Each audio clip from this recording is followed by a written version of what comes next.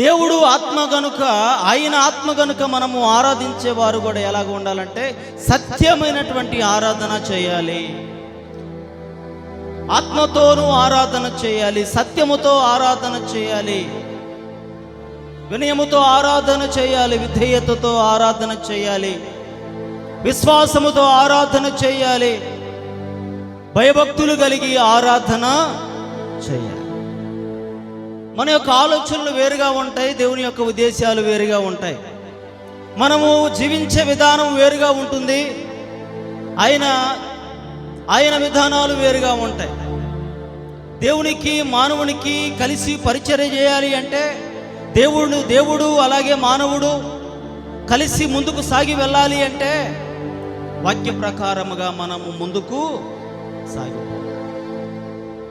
దేవుని వాక్యము ఏది తెలియజేస్తూ ఉందో దానినే మనము ఆచరించే వారిగా ఉండాలి. యేసుక్రీస్తుని యొక్క మాటలు వింటున్నటువంటి మనము, దేవుని మాటలు వింటూ ఉన్నటువంటి మనము, అది సత్యమైనదో అసత్యమైనదో మనము గ్రహించవలసిన అవసరత ఉన్నది. నేటి సమాజంలో, నేటి ప్రపంచంలో అనేకమైనటువంటి చోట్ల, అనేక ప్రాంతాలలో నానా రకాలైనటువంటి ఆరాధనలు, నానా రకాలైనటువంటి స్వస్థ కుడికలు, నానా రకాలైనటువంటి భక్తి, నానా రకాలైనటువంటి ప్రార్థనలు మనము చూస్తూ ఉన్నాం.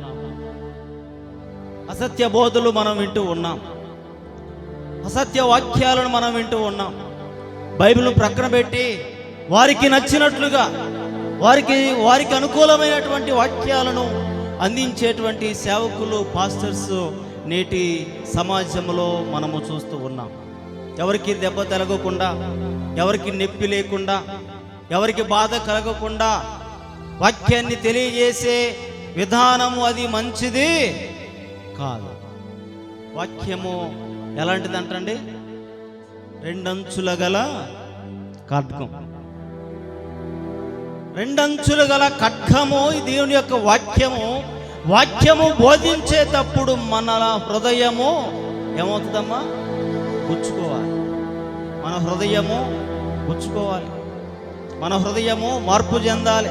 దేవుని వాక్యము చెబుతూ ఉన్నప్పుడు, దేవుని యొక్క వాక్యము సేవకుల ద్వారా తెలియజేస్తూ ఉన్నప్పుడు దేవుడు మనతో మాట్లాడేటువంటి విధానాన్ని మనము జ్ఞాపకం చేసుకోవాలి. సత్యవాక్యాన్ని మనము గుర్తించాలి. దేవుడు మాట్లాడుతున్నటువంటి మాటలను మనము జ్ఞాపకం చేసుకోవాలి.